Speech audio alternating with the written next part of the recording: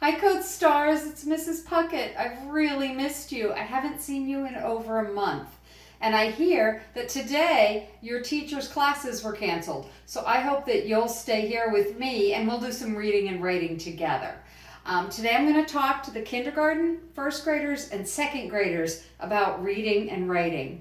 Now, I was looking through the packet that got mailed to your home, and one thing that I saw on page 11 of your packet was, on page 10 of your packet, was that writers make storybooks.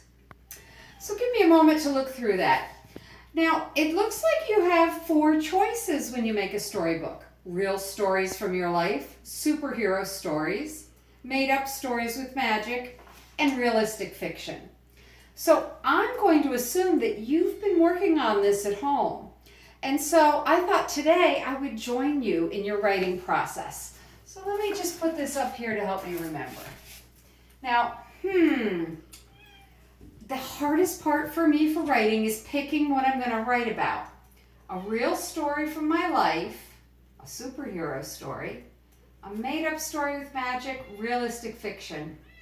Well, when I have no idea of what to write about, what I do is I go to some of my favorite books. So these are some of the books I've been reading to my grandson while we've been home for a month. Let's see, The Cat in the Hat, Knuffle Bunny, Kitten's First Full Moon, If You Give a Pig a Pancake, Not a Box, Curious George, Where the Wild Things Are. You know, the books I've most enjoyed are Not a Box and Where the Wild Things Are. I don't know if you've read Not a Box. I'm not going to read it all to you, but I'm going to read a few pages. Not a Box by Antoinette Portis. Not a box. Not a box. And it's dedicated to children everywhere sitting in cardboard boxes. Why are you sitting in a box? It's not a box. When I look at the picture, he's in a race car. What are you doing on top of the box? And it's just a bunny on top of a box. It's not a box. And this time the rabbit's on top of a mountain and it says Rabbit Peak. Now the whole book goes on that way. And so as I read this book, I was thinking, well, it really is a box, but that rabbit was using his imagination and making it something more fun. And so that made me think today, maybe when I write, I want to use my imagination. So I'm trying to see which of these books, Where the Wild Things Are. Max really uses his imagination in this book. Remember at the beginning, Max got in trouble with his mother and she sent him to bed without his supper? And then it starts with that very night in Max's room, a forest grew and grew and grew until his ceiling hung with vines and the walls became the world all around. Now, I know Max's room didn't really turn into a forest. He was using his imagination. So I think today I'm going to use my imagination. So let me sit down at my writing station. While I begin, if you've forgotten your paper and pencil, go ahead and pause the video and you can grab your paper and pencil because you're going to be writing too. I'll begin my writing while you get your paper. That's a good idea.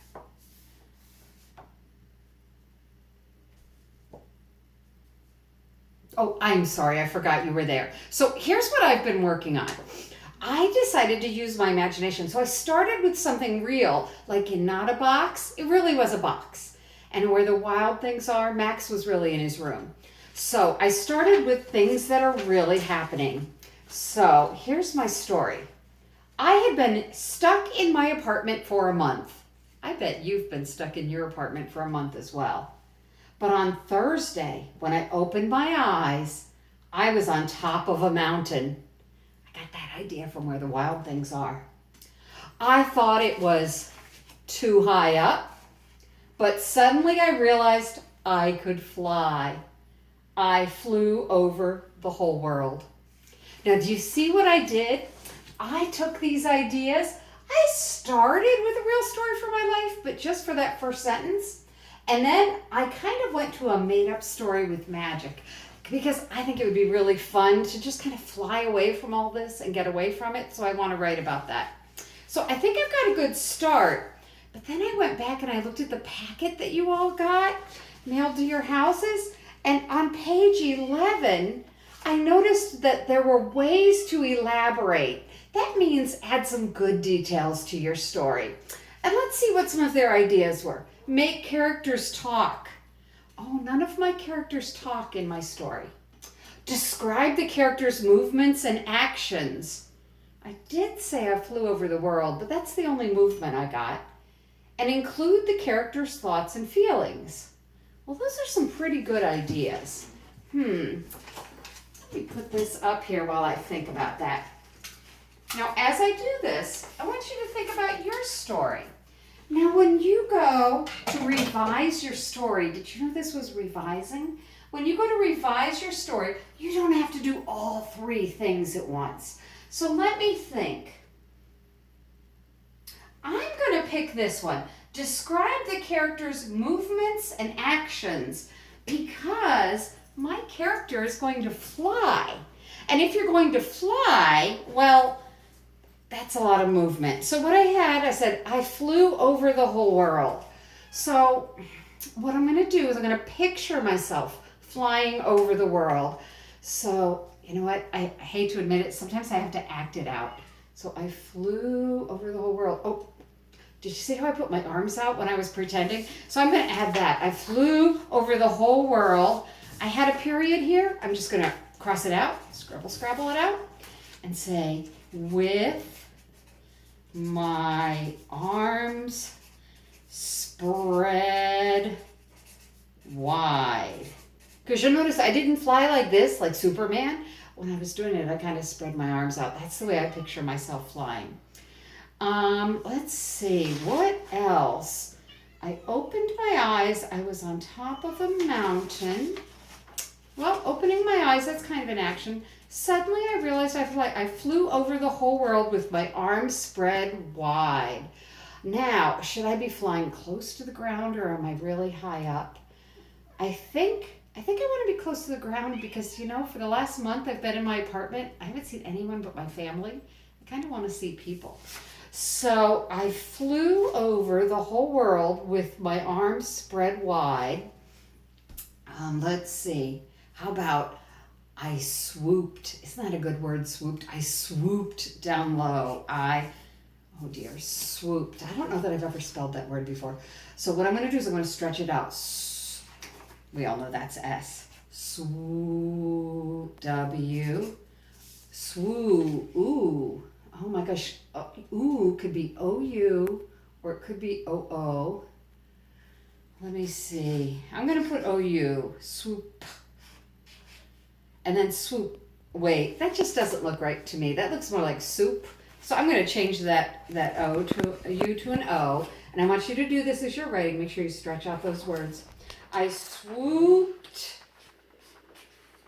I hear the T. I remember though, when I was in Miss Deftari's room one day, she told me that when you hear that T at the end of a word, like changing swoop to swooped, it isn't spelled with a T, it's spelled with an ED. It's one of those tricky words. So I'm going to cross that off and put ED. Now, you'll notice it's messy. That's okay. It's my first draft. I swooped down low. Now, I could go on for an hour and keep working on my story, and I think I will. But now I'd like you to do the same. So let's review what you're going to do after this video. The first thing you're going to do is pick an idea. What are you going to write about in your story? A superhero or something that really happened, something with magic, or realistic fiction, something that could have happened. So that's one where there's no talking dogs. It's just I took my dog for a walk.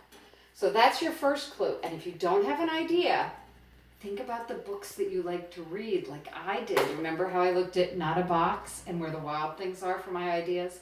Books give us great ideas for writing. So the first thing, I'm going to get that idea, I'm going to decide, then I'm going to write. I'm going to write. I wrote 2 whole pages right at the beginning.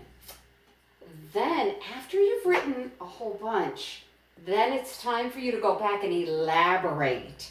That means make your story better, add to it. And so, look back in your packet if you forget, or you can watch the video again. Should you make your characters talk about their movements, or talk about their thoughts and feelings? I just thought of something. When I was flying, I bet I would feel like ecstatic, so happy. I'm going to add that. I am going to add those feelings.